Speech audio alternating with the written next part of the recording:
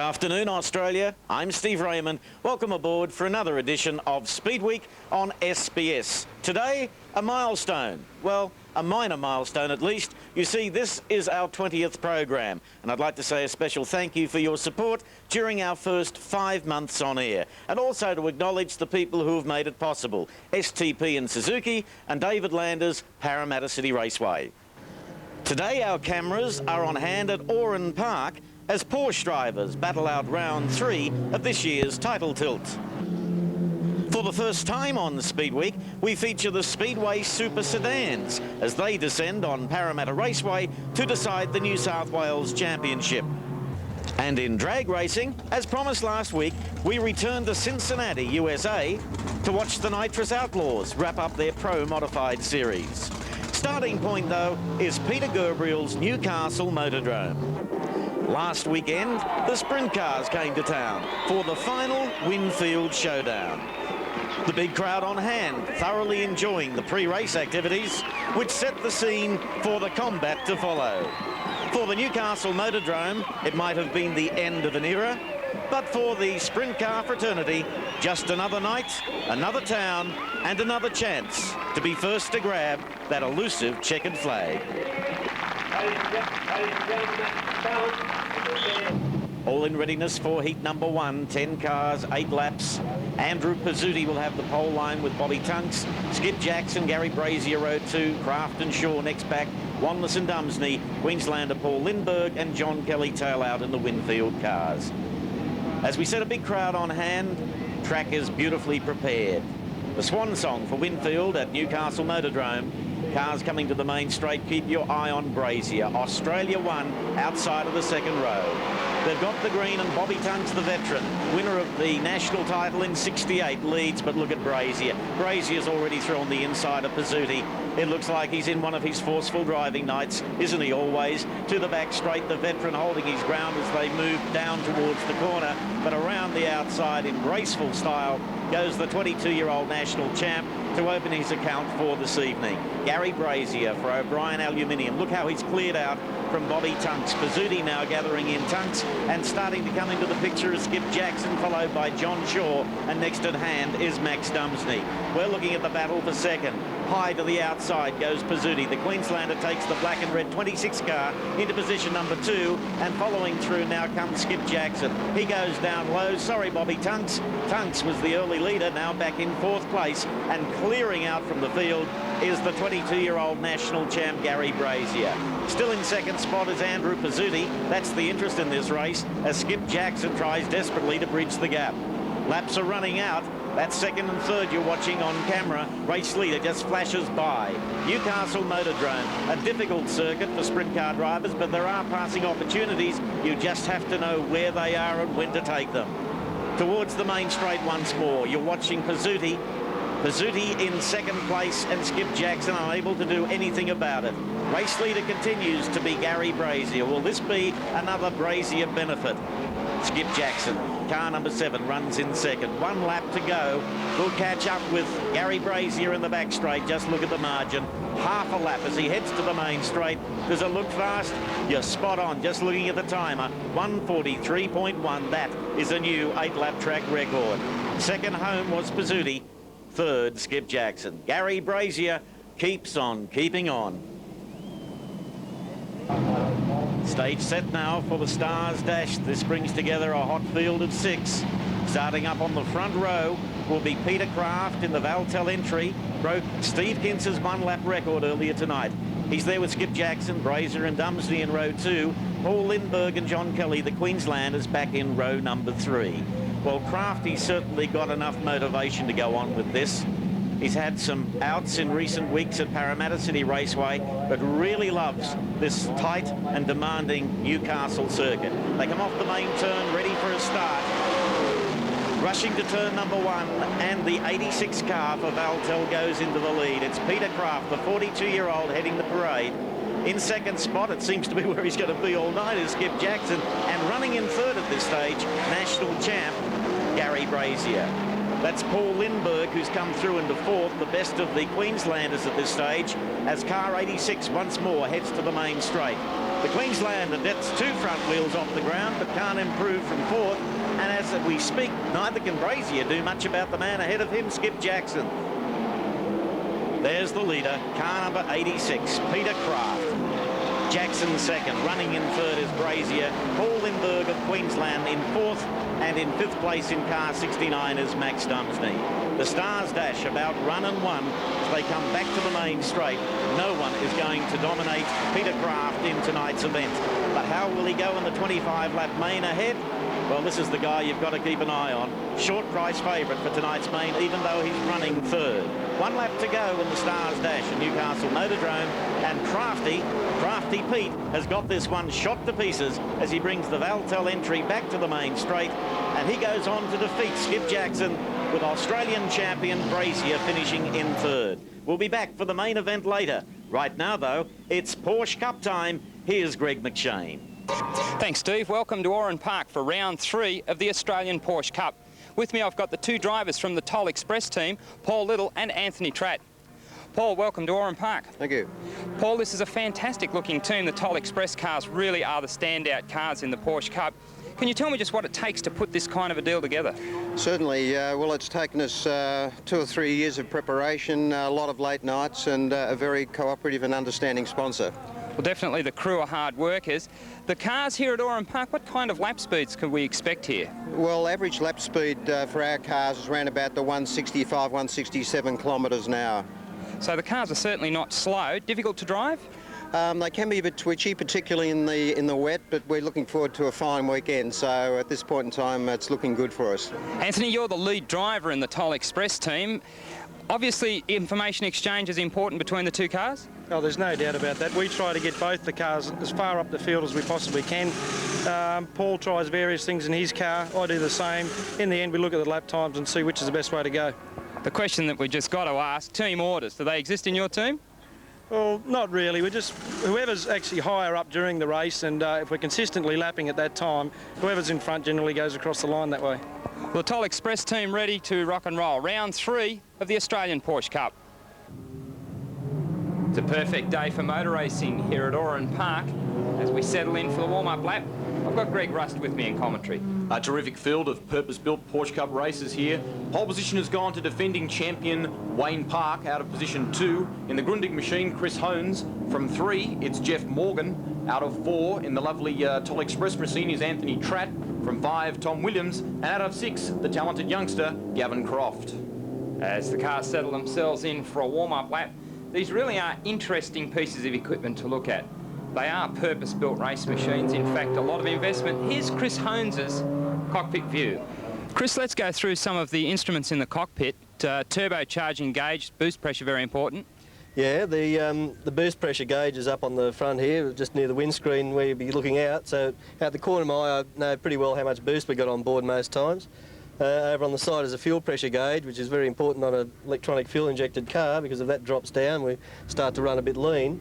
The other main gauge that you're going to be interested in, of course, is the tacho, so you're not over-revving the engine or anything. I mean, the whole art of driving a race car is to drive it as fast as you can without crashing it or blowing up. And one of the most important things is to make sure you don't over-rev it with that in mind. Other gauges, of course, the fuel, oil pressure and oil temperature. They're very important as well.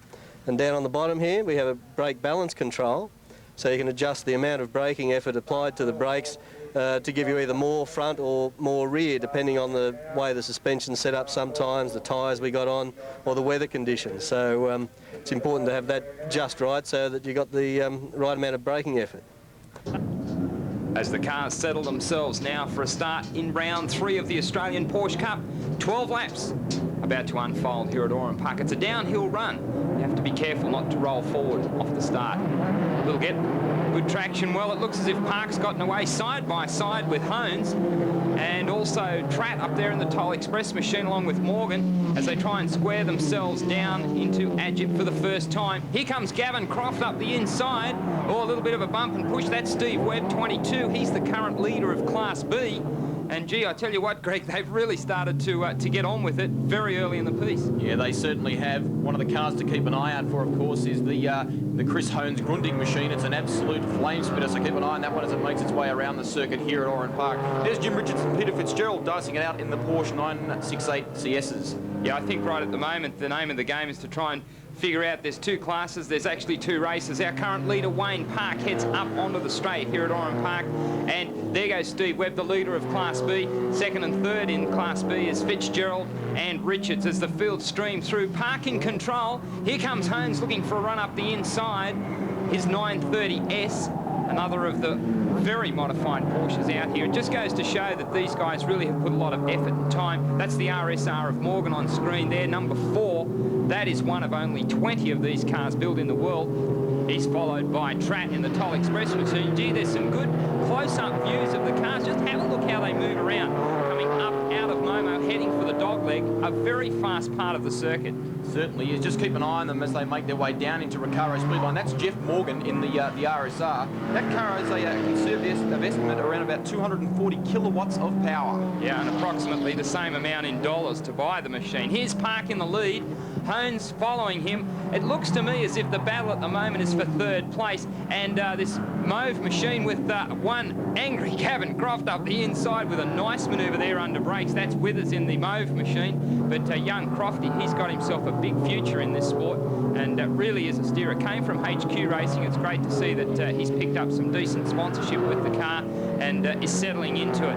Obviously, there's a lot of things that require tuning.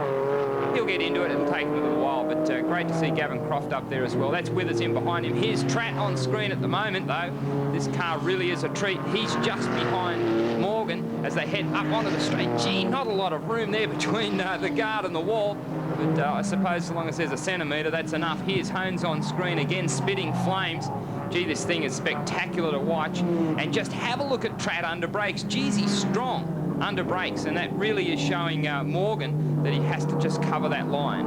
Interestingly enough, the car out in front, of course, driven by Wayne Park, is actually modelled on a 1977 Shell 911. Yeah, I suppose one of the things with the Porsche Cup is that you can have competition amongst models that have varying and many different prices. In fact, the car on screen probably the most expensive, with Park maybe not quite as expensive out in front, but Park's doing a nice job on screen though. It is the battle for third place. That's Chris Hones in the blue machine, still spitting flames just out in front of them, but Tratt in the Toll Express machine does look strong indeed. You can see again that he'll be looking to try and get up under brakes. Here's Gavin Croft coming into view, and Withers. Looks like Williams the next one through, and you can see on the far right-hand side of your screen, now centre of screen, this is the battle for third in Class B. That is Richards and Peter Fitzgerald going at it. Gee, a nice tight line down there as, let's say, Richo there looking for a line up the inside. Couldn't do anything with it, though. Peter Fitzgerald's well and truly got it covered. These cars are very, very evenly matched. And if you watch Richards as he goes around the circuit, trying to make his way past Fitzgerald, he is using every inch of the track and then some. Yeah, these guys are super experienced here at Oran Park. They really do know their way around. You can see them using ripple strips and virtually anything else, possibly some of the paintwork of the other competitor. Dust up there as they use all of the track. Richo's doing a nice job, though. The name of the game, be nice and smooth. Look for the drive up onto the straight. You can see there Richo using all of the track, looking for that drive. Here we are with our leader. This is Wayne Park carrying the number 1 plate, settling himself in. This is a nice tidy drive one more time. And remember that Park leads the point score right at the moment, along with Steve Webb from Class B. So both of these guys at this point in the race are in the lead and adding to that point score. Around about 230 kilowatts of power coming from this car. The 3.8 litre normally aspirated 6. Yes, these are exciting cars. It'd be absolutely fantastic to go for a ride in one. In fact, you can. Not only can you win a ride in Chris Hones' machine, but you can also win this Grundig TV. If you ring 0055 22360, you can get the details on this competition running throughout the duration of the Australian Porsche Cup. There, of course, is Tratt in the Toll Express machine again. He's coming right up on the back of the old El Paso machine of Morgan now. Morgan, of course, a very successful proprietor of an agency placement business here in Sydney. But boy, oh boy, it's a three-way battle here for second place. This is really where it's starting to come down towards the last few laps of this race, and you can see right now that Tratt probably is in the driver's seat. He can have a bit of a think about what's going on. Hone's now using a covering line. Morgan's got plenty of power to burn. Here comes Tratt up the inside. That hasn't worked for him this time. Let's hope he hasn't shown his hand too early. But Hones, I've got a feeling that he's got enough horsepower, in fact maybe a little too much horsepower, and that the rear tyres are starting to give him a bit of grief. You can see there the machine really is moving around. Now Morgan, he'd be looking for anywhere he can get the nose of the RSR in there, and Tratt should be able to look after the tyres, just sitting back having a bit of a look. But just have a look at the attitude that he's getting Hones there as he came off the dogleg and down into this tight left-hander and then rise up onto the straight, all close to the wall. Gee, Hones was really close to the wall that time through, and you think that Morgan might be able to take some advantage of it. Here they come now. That's Norrison just disappearing off the end of the screen there. These guys are about to be lapped, so this is where luck could come into play. Morgan looking for a move on Hones there every which way he possibly can. Talking with Hones just prior to the event, he made a comment about how long the tyres would last here at this hot Oran Park circuit. Unfortunately, as a result of the recent earthquake in Kobe in Japan, the drivers were having to opt for a different kind of tyre from England, and they didn't think it would last the distance. Yeah, plenty of drivers have had to reach into old stocks or change to a tyre compound sizing that they're not quite comfortable with. Oh, Morgan again, late under brakes. That was looking pretty ominous there on the back of Hones's machine. You can see him getting sideways. Here's the battle for Class B. So it's still Fitzy and Richo going at it for second place. Steve Webb, he's out of shot. He's in fact in front of these guys. So he's pretty well got Class B sewn up. He's looking very strong. These two, though, going at it, enjoying themselves. And of course, they've got to contend with the lap competitors as well. Final lap now. That was Gavin Croft just out of screen. He'd be quite pleased with his performance right at the moment as they obviously settle themselves down. There's another round to be run, so for these guys, they really don't want to trash engines and especially tyres because they are in short supply. Parked for the final time off the dogleg. Gee, this car looks good. Absolutely accomplished drive from this man. He'd be very happy with the way the team has put his car together. Heads for the checker, so it'll be Wayne Park with the #1 plate takes the points. Hones in second. Jeff Morgan coming through in third. A great race here for round 3 of the Australian Porsche Cup at Oran Park. Right now, Speedweek and Grundig are giving one lucky viewer the chance to win this fabulous television. Exclusively designed by FA Porsche and valued at $3,600. Plus the chance to win a ride with Chris Hones in the Grundig Racing Porsche. Call 0055 22360 to be in the draw for this valuable prize. You can enter as many times as you want. The winner will be announced on September the 16th. High-tech innovation from Grundig and Porsche.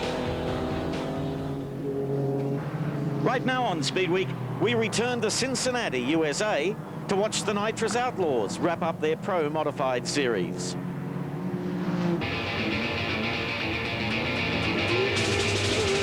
These are the Nitrous Outlaws, the men of Pro Modified. They are the quickest and fastest full-body cars on the drag strip. 200-mile-per-hour door slammers and 6-second elapsed times.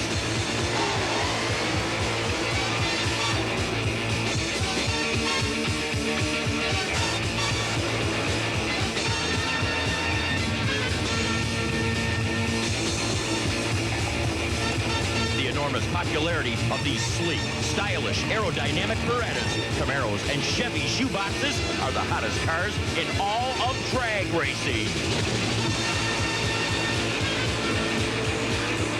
And the AC Delco Chevy All-Star Weekend is the showcase for the new class called Pro Modified. Driving the Lone Star Racing 1989 Chevrolet Camaro, it's Donnie Little, the #2 qualifier at 7.40 seconds for the quarter mile. He'll be facing Kelvin Voss, the #7 qualifier, the Boston Roberts 1990 Beretta. In the #3 spot from Ankeny, Iowa, Jeff Brazovich in a beautiful direct performance 1990 Chevy Beretta, qualifying time 7.46 seconds. Brazovich faces the #6 qualifier. qualifier, the Tom and Linda Jacobson 1962 Soft Seal Impala. An unusual sound in pro modified drag racing, that of a supercharger on alcohol. You're looking at Jeff Brozovich in his direct performance 1990 Chevrolet Beretta.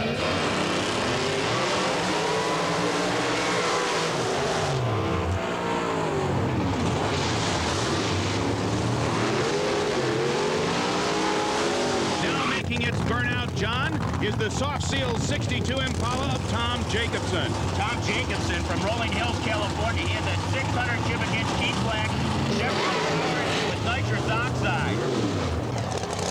Right, and what Brozovich is trying to do with that short hop burnout, he's already laid down a guide path for the slicks as they leave the starting line, but the dry hops are to warm the clutch up. Impala in the lead in second gear. Will the blown Beretta be able to chase down the Chevy Impala? The winner is the Chevy Impala.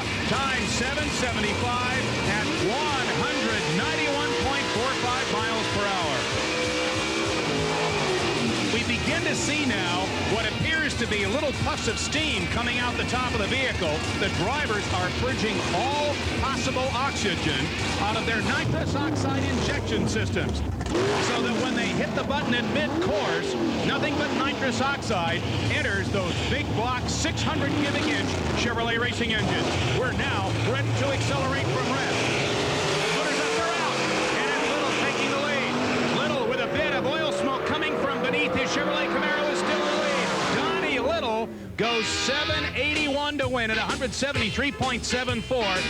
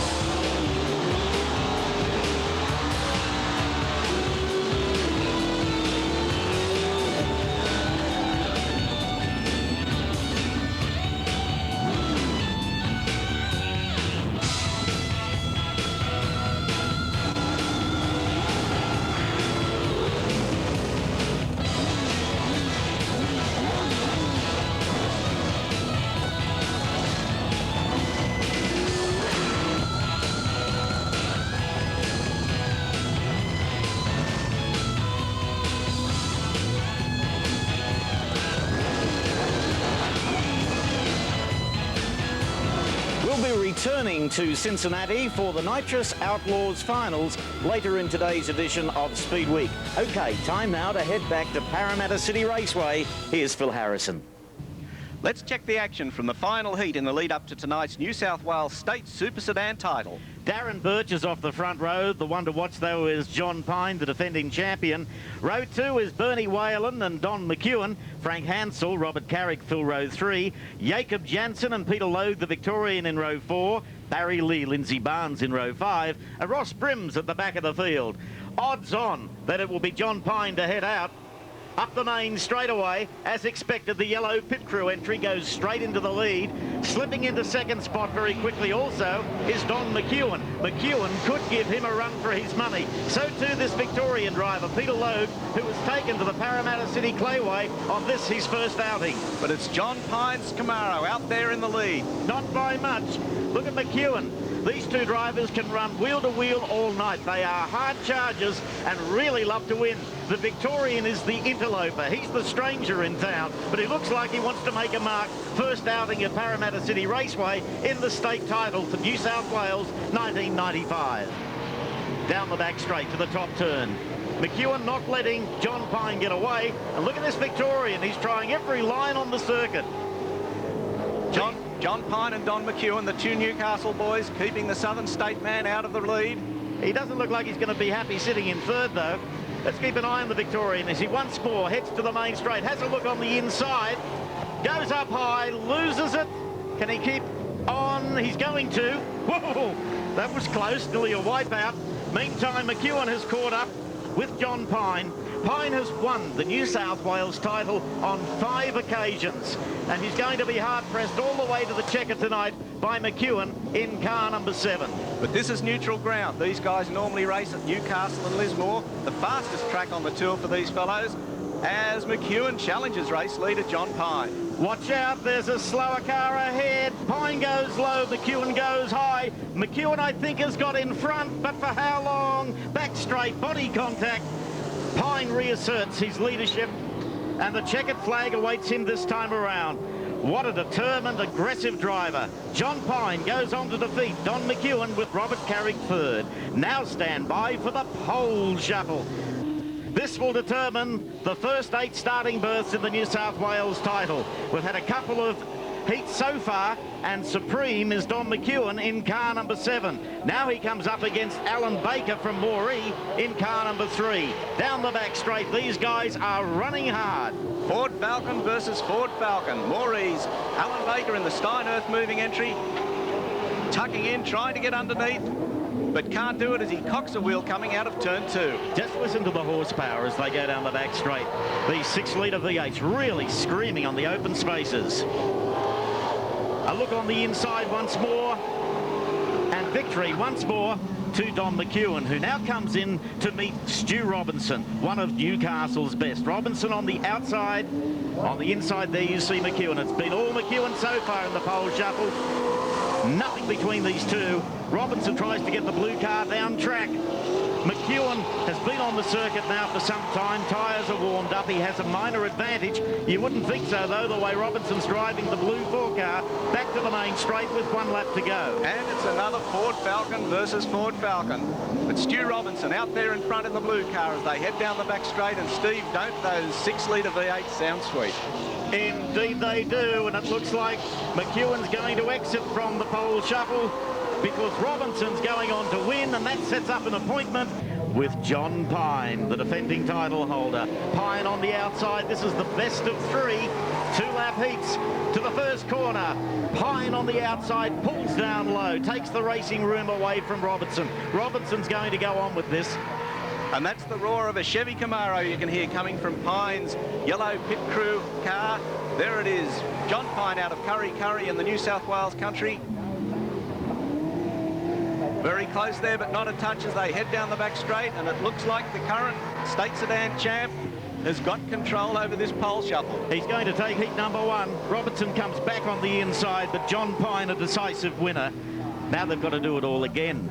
Pine on the inside. He wants to win this 2 straight. If he does, he starts position 1 in the defence of his New South Wales title tonight. They come to the main straight. Stu Robinson wants to spoil that. Look at him cut down low. Desperate to get that car down to stop. Pine going to the back straight in front. Keeps the power on the outside as they go to the top turn. Has he got room? Can he take room away from the number 1 car? They're side by side. Great racing, great action, and a touch as well. But they both straighten up and once more run to the back chute. There's car number 4, Stu Robinson, leading the defending champion. As they go to the top turn, I think Pine is beaten in this one. We'll need a decider. But look at him come back on the inside, and he's won it. Oh, Pine has won it 2 straight. He will take the pole position in tonight's New South Wales title. And we'll be back with the STP Speedcar main and the state New South Wales Super Sedan title later in today's program. Right now, though, your chance to win our special Speedweek supporters pack, consisting of an STP racing jacket, cap and shirt. Then there's STP oil treatment and other products, a video board game, and 6 motor racing videos. The number to call anywhere in Australia, 0055 22878. 0055 22878. Call now. A random draw will determine the winner, whose name we'll announce next Saturday. Plenty of action still to come on today's edition of Speedweek on SBS. On SBS. Round 4 of the 1995 Shell Australian Touring Car Series takes place tomorrow at picturesque Phillip Island in Victoria. Currently leading the series is John Bowe from Larry Perkins and Peter Brock. Also a busy time ahead for Speedway. Let's check the STP calendar of events. Tonight at Parramatta City Raceway, Chandlers of Blacktown present the Sprintcar Showdown. Next weekend, the Australian Speedcar Championship will be decided over 2 nights at Downs Speedway in Toowoomba. And also next weekend, on the 14th, 15th and 16th, it's the Easter Sprint Car Trail, starting out at Avalon, moving to Mount Gambier and finishing at Warrnambool. Speaking of sprint cars, now it's time to return to the Newcastle Motordrome for the Winfield finale. Big cheer goes up as the 18 finalists parade before the crowd. 25 laps ahead of them. Peter Kraft is on the front row. Let's check the grid. Sharing that front row is Skip Jackson, Brazier and Lindbergh in row 2, Dumsney and Kelly one further back.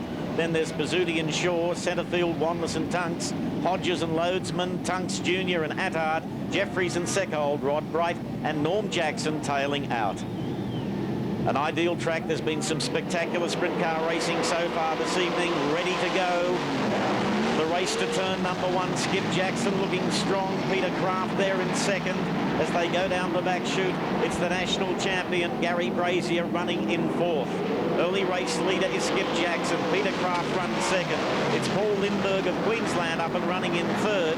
Traffic heavy centre field. John Shaw in the thick of it with John Kelly of Queensland in the 25 Winfield car. And there's Max Dumsney coming in to keep them company. It's still Skip Jackson in front. A stoppage, the first of the race. John Shaw's involved in that hit. So too is the Queenslander Andrew Pizzuti. Shaw's race is run. The Central Coast driver having a rotten season. He's been upside down 7 times this summer. We're about to restart up to the main straight. Skip Jackson, Peter Kraft, Paul Lindbergh of Queensland and Gary Brazier. In behind them, Max Dumsney and John Kelly. Early days yet. There's Kelly putting it to Max Dumsney. The 2 cars touch. Dumsney in trouble. Upside down. And the judges give him 9 out of 10 for a pirouette. Max remains in the car, still strapped in. Officials rush to his aid. See, that's not the place to be. Something's broken there. Let's take a look at this on the STP replay. Dumsney, after the touch and the car getting out of shape, actually put his foot down. And just watch how the car bit back. Look at this. Whoa. The Linnigan entry, number 69, out of tonight's feature at Newcastle. Dumsney out of the car, but A-OK. Former NASCAR national title holder and also former national sprint car champion. This is becoming familiar. Skip Jackson leads Peter Kraft, and now in 3rd we have Gary Brazier. Well, Brazier makes his move on Kraft. Kraft says no thank you. Down the back straight, and the persistence of car number 1 driven by Gary Brazier prevails. Alrighty, Brazier's now in clear air running 2nd. But it's the young man in car number 7, Skip Jackson, who's heading this parade and doing it very decisively. As you can see, oops, there's a spin. That's Kelly, the Queensland, has come off. And the caution lights are about to go on once more. That'll be a windfall for Gary Brazier because that will bring him right up on the tail of Skip Jackson. Kelly will restart, but he'll have to go to the rear of the field. Meanwhile, his teammate Paul Lindbergh's doing very well, running in 4th place. Okay, if Brazier's going to do it, he'd better do it now. The race resumes with Jackson in front. Now, Jackson has won his last 2 back-to-back feature races at Parramatta Raceway, so he's in race trim, in top form. And here he is at Newcastle Motordrome, out in front of the man who recently took out his 2nd national title. What are the odds as they go to the top turn once more? Brazier doesn't appear to be making the impression on Skip Jackson. He's certainly on terms with him as they go once more down the back chute. You would have to start asking whether or not Brazier can pull out something special. He is a big event specialist, we all know that, but Skip Jackson is not going to be daunted by the reputation of the man in the O'Brien aluminium car. Gary Brazier, this car prepared by his father Steve, a former sprint car champion in his own right, a third generation driver. There you see Peter Kraft coming through, holding on to third spot in the Valtel 86 car. What's going to happen up front in this one? Well, we've got Rod Bright dips off the circuit. It's still Skip Jackson with a comfort zone to the Australian champion. That familiar smoke coming out of the 7 car doesn't do anything to the car's performance. Lap traffic's going to become a problem now as they move up the main straight. Brazier there on the inside gets a check, out of shape, loses ground. Gets back on the pace. Skip Jackson now on the inside of Andrew Seckhold, switches high, Brazier's caught him. Oh, Jackson's kissed the wall. Skip's gone 9-eye. I tell you who's not, Peter Kraft. Kraft saw the opportunity and dived through on the low line to reclaim second. Still in front is Gary Brazier. That's Andrew Seckhold there being lapped in the time zone 46 car. And look at this contest now for second between Peter Kraft in 86 and Skip Jackson in car number 7. Out of my way, says Peter Kraft. Skip Jackson says the same. Meantime, there's Brazier clearing out from the field. By gee, you've got to give it to him. He is a big race specialist. Put the prize money on and stand back. As they move up the main straight once more, the field's starting to look a little depleted. Brazier, the consummate champion, no pressure at all. They used to say this guy can't handle traffic. He's okay from the front of the field. Well, he might have started in the front 2 rows tonight, but he's handling the lap traffic with consummate ease. Carrying on the battle for second in the blue car, 86 Peter Kraft, and car number 7, the jet black Frank Auto Parts entry, driven by Skip Jackson. This is a good contest in its own right. These two drivers, fierce rivals, good mates off the circuit. And ahead of them you can see lap traffic. Brazier just thoroughly enjoying his Saturday night drive. One of the best prepared cars in the country. Into the wall, kissing the wall, it looks like Kraft. That lets the 2 Winfield cars run through, and Peter Kraft looks like the car has actually run out of motor. He didn't hit the wall. The restart, Skip Jackson once more on the tail of Australia 1. Look how quickly Brazier pulls away though. Back in third is Queenslander Paul Lindbergh and his teammate John Kelly. A good drive. He's come from the back of the field after a restart to now be running in 4th place. But there's no denying this man's race. He's going to go on and win yet another one. In the main straight, it's Gary Brazier, and running in 2nd spot, Skip Jackson, with the 2 Winfield cars filling 3rd and 4th placing. Out comes the flag. There's 1 lap to go, and Gary Brazier is poised for another win, this time at the Newcastle Motordrome. Skip Jackson's done his best. Bad luck for Peter Kraft, who started the night in sensational form, but ending the night, the big money end of the night, and yet again it's Brazier. Skip Jackson takes 2nd, and Queenslanders Paul Lindbergh and John Kelly finished 3rd and 4th. Trust you enjoyed this sprint car action. Right now we're taking you back to Edgewater Park in Cincinnati. As promised, it's finals time for the Nitrous Outlaws. You know, John, I just love this rummage-a-brung class. You've got mountain motors, 700 cubic inches. You've got blown on alcohol. You got 2,400-pound machines, 6-second ETs, 200-mile-an-hour passes. Oh! That's what drag racing is all about, Johnny Moto. Take the biggest engine you can get, put it in the safest, lightest vehicle you can build, and come out to the drag strip and play Russian roulette on the quarter mile with it.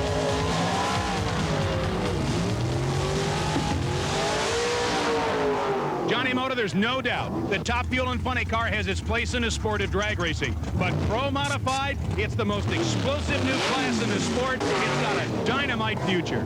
You know, we can take a look at the front end of the Carl Moyer 1963 split-window Corvette and the narrow front end of Donnie Little's modified for Pro Modified drag racing Chevrolet Camaro and really understand why the guys with the shoeboxes will be doing additional streamlining during the winter of 1990. They're obviously pushing a lot more air out there. And here come two prime examples, Johnny Moto, to the starting line of 1990s Pro Modified drag racing. They move into the pre-stage beams, 7.5 inches away. The second yellow light will go on. They'll be staged. The motors will come up, and we'll have a drag race. First heat, second round, Pro Modified at the Chevy All-Star Weekend. They're out of the gate. Pole shot. Boy, that new clutch works beautifully for Donnie Little. And it's a wire-to-wire victory for the Arkansas drag racer at 7.70 seconds, 177 miles per hour. Well, Johnny, as we go to the second round of the second heat here, we're going to find out who Donnie Little faces in the last round of drag racing. And sure enough, around from the staging area, that beautiful yellow 57 shoebox, Robbie Vandergriff in a Soft Seal Chevrolet.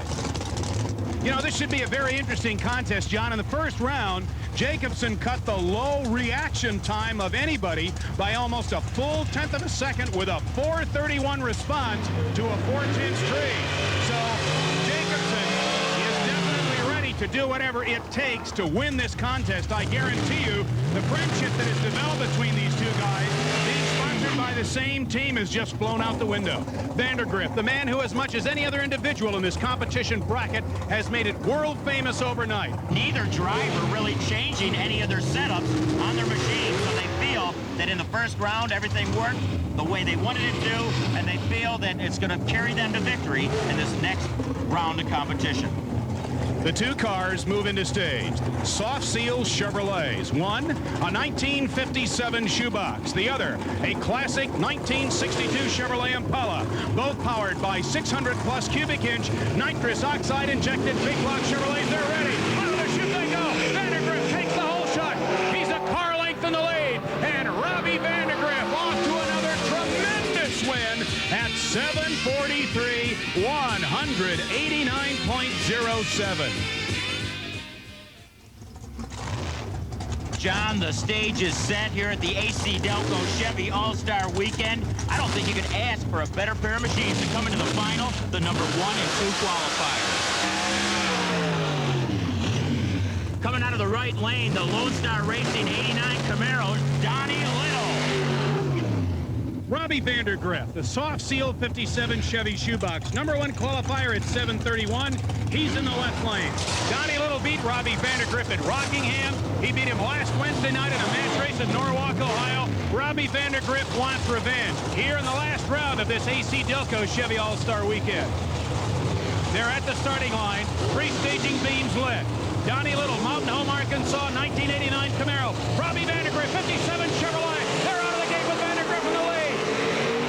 In third gear, it's Vandergriff. Little breaks, and Robbie Vandergriff wins the AC Delco Chevy All-Star Weekend with yet another 7:41 clocking, this one with a top speed of 189.07. Okay, time now to head back to Parramatta City Raceway. Here's Phil Harrison. Cars back on track now for the STP Speedcar main event, over 20 laps. And a perfect track it is too. Pace vehicle leads them around. Let's check the grid. Ron Liddell and Craig Neal off the pole. Craig Brady and Alan Day in row 2. Adrian Mark-Hill Chilton in row 3. It's Glenn Cox in a brand new car with Kevin Parton row 4. Further back to John Dark and Troy Jenkins. Then the heavy hitters, Steve Graham and Mark Brown, Rod Bowen and Brett Morrison, tailing out Terry King. And keep your eye on white 71, young Craig Brady. I predict a great future for him in Speedway. Let's see how it shapes up in turn number 1. It's Alan Day who gets the jump. Alan Day's into turn 1 and into the back straight in front. Craig Brady, the young guy you just gave a rap to, is down the back straight and into second spot. Back in third is Ron Liddell, and Adrian Marr is back in fourth. The duel up front at the moment is between Alan Day in 74, Craig Brady in car number 71. Day has the advantage. A cool driver, a front runner, and here's Brady putting pressure on him as they move to the main straight for the first time. Further back in the field, Morris is the best of the back markers, starting to mow down the traffic. We should see him in camera shortly. Brady's gone through to take the lead. There he is, my pick for the future, another product of go-karts. Look at him go, coming off turn 4 here at Parramatta. He hails from Castle Hill in Sydney's northwest, and that is a powerful Fontana engine he's driving. Dominator engines, and Thompson Mowers, his main backers, and Steve Brady, of course, the former driver, doing such a great job preparing the car for him. But the man on the charge is number 17, Brett Morris, the current leader of the STP Speedcar Championship. And he came out of the back of the grid. There's Morris down the back straight. He couldn't drive out of sight on a dark night at the start of this season. Couldn't pick up a win right through summer, and then has come on like gangbusters in the past month. And that is also John Dark in that orange and yellow number 2 car. He's been running around this circuit for most of this season without anyone taking any notice. Suddenly, it looks like he's found the right formula.